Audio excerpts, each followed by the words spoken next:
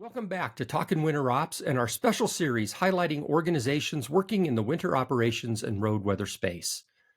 I'm Rick Nelson, and on behalf of the AASHTO Committee on Maintenance, their Maintenance Operations Technical Working Group, and the Winter Weather Management Technical Service Program, we're proud to host the 2024 National Winter Maintenance and Road Weather Briefing. Now, these briefings give organizations an opportunity to showcase their efforts to help you achieve your winter maintenance mission. Today, we're going to feature the Winter Maintenance Subcommittee of the American Public Works Association, and with us is Subcommittee Chair Matt Morreim, who's the Public Works Director at the City of Shorewood, Minnesota. Hi, Matt. How are you doing, Rick? I'm doing very well, thank you. Matt, before we get started, tell us a little bit about the Winter Maintenance Subcommittee there at APWA, and then let's visit for a little bit on what you've been accomplishing over the last year.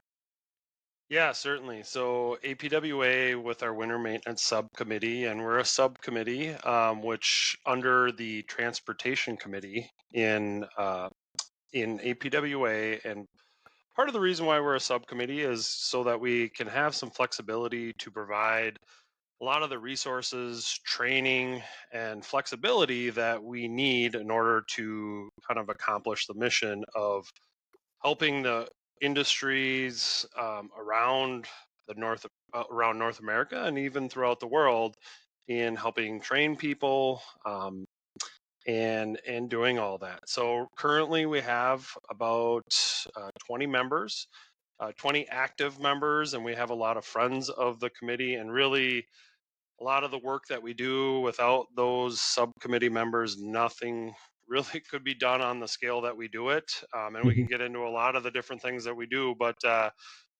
it's really a great group of people. And as chair, it's really proud to be a part of the organization and leading the organization. And it's been going on for decades now, and it's really been a very fulfilling part of my career and many other people's career being a part of APWA. Yeah, okay. So, what have you been doing this past year?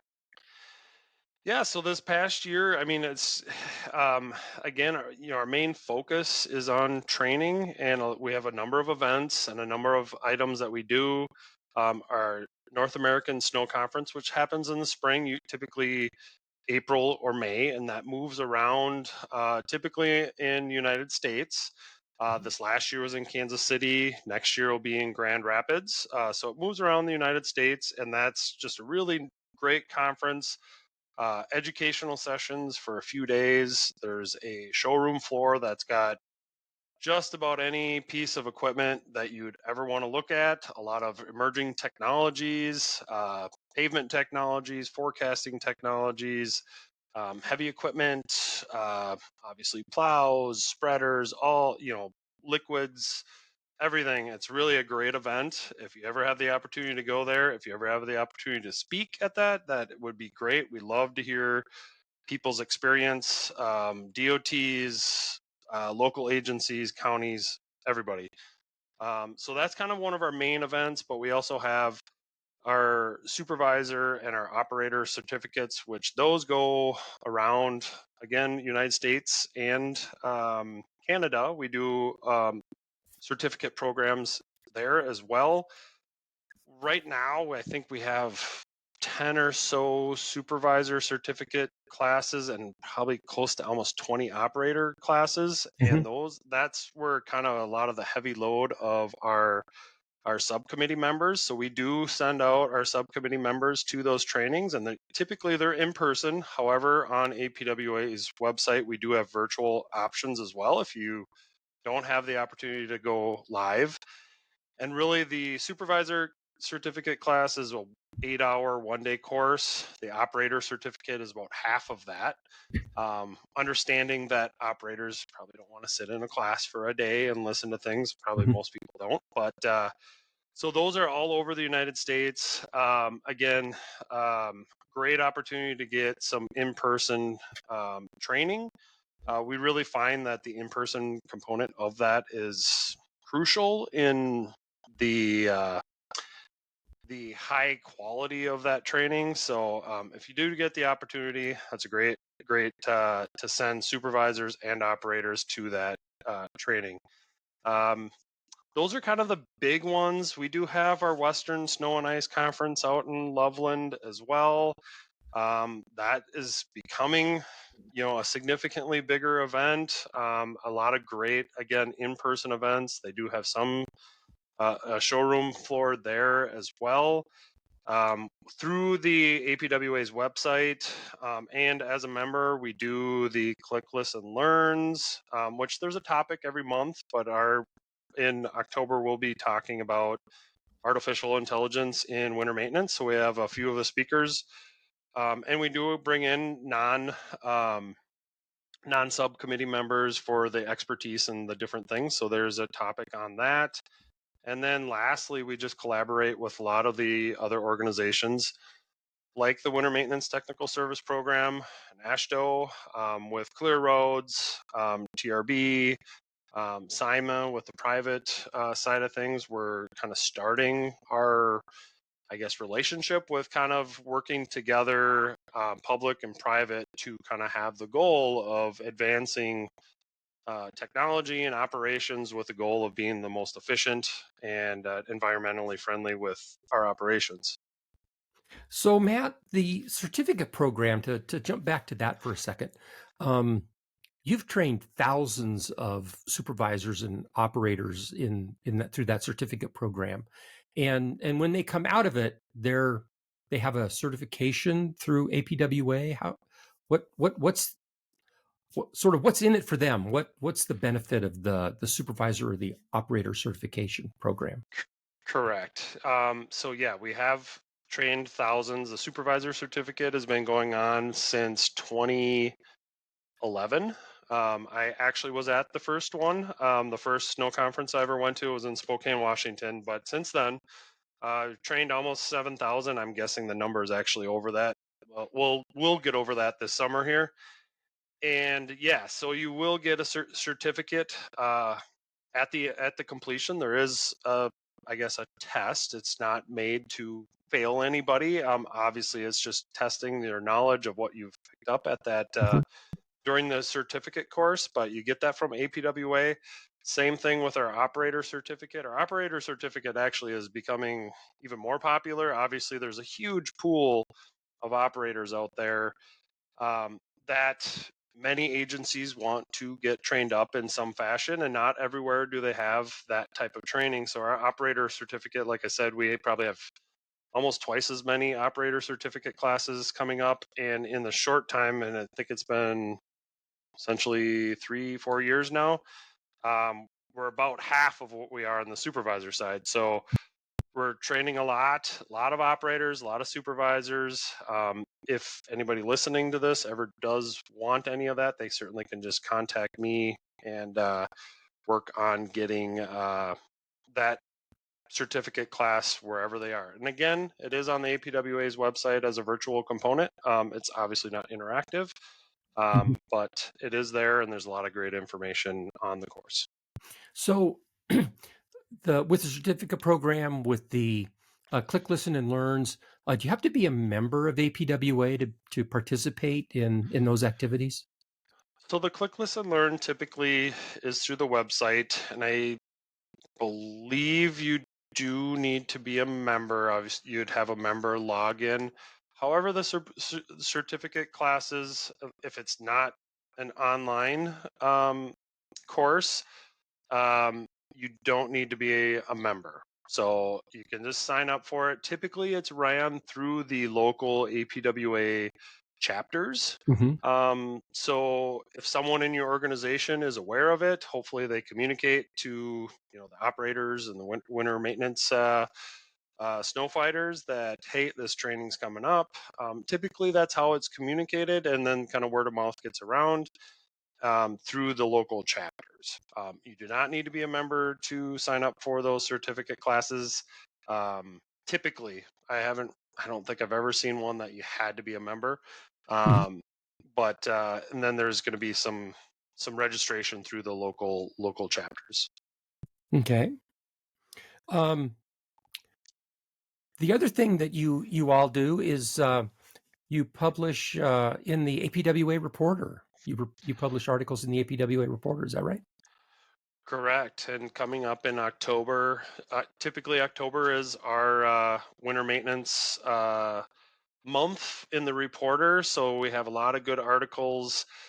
Typically, a lot of the subcommittee members or people that volunteer to write articles are kind of writing those articles right now. They're actually really good and really timely, typically. So we're not usually regurgitating any articles from last ones. We try to be kind of in the moment, and a lot of some of the challenges that we've had in the past season typically are some of those articles, and it's a really great opportunity. They have an online version along with the paper version. That typically, I sorry, I don't know if the online version is available if you're not a member. Again, all it takes is one person in your organization to be a member, and then typically you have access to whether it's the magazine in paper format or the online version, Mhm. so you can take And advantage of you that. know, and I think that's an important thing. I know when I was with the DOT, it down in the organization, I wasn't aware that we were members of Yeah. APWA, and Yep. when in fact we were. So I guess the thing for the viewers, for the listeners, if you want to partake of these, the click, listen, and learns, the things that may be behind a membership firewall on the website, is go talk to your go talk to the leadership of your agency and see if your agency is in fact a member of APWA. I would be surprised if you're not, and that gives you all kinds of access to this material that you have. I would completely agree. And, you know, in APWA, over this last meeting that we had in Kansas City, they are looking for kind of kind of changing up membership to be able to include more kind of operator level, because you know, at times some of these organizations, it's a lot of supervisors and managers that are members, and again, sometimes that doesn't trickle down to some of the opportunities to some of the operators or anything like that. So they are looking at some of those. There could be some changes in the future that hasn't happened yet. But certainly as an organization, I mean, one of our main goals is not just to train managers, supervisors, directors. I mean, we need to train everybody. We need to educate everybody. And so they're certainly looking at that from. But to your point, yeah, someone odds are, I think they have over 30, I think it's over 32,000 members now. Odds are Mhm. someone in your organization has a membership. So Yeah. hopefully you can take advantage of that. Matt, let's talk a little bit about the snow conferences. Um, I know a lot of times at the state level, you might not get the opportunity to attend a snow conference. I know uh, they're huge events for cities and locals, counties, that sort of thing. I think you may be missing the boat, if you will, um, in not attending some of these snow conferences, and they're all over. You've got the national conference. You mentioned the Western Conference. Um, I think when it comes to the broad spectrum of topics from senior leadership all the way to operators, there's something for you at one of these conferences. Is that fair to say? I would completely agree with you. And you know, and certainly I'm kind of in the middle of of and supporting these conferences, but it's unlike any other local event. Even in Minnesota, we do have a bigger fall kind of conference type thing, but it's not like this with the amount of technology and the amount of vendors and the variety of speakers, like you said, Rick.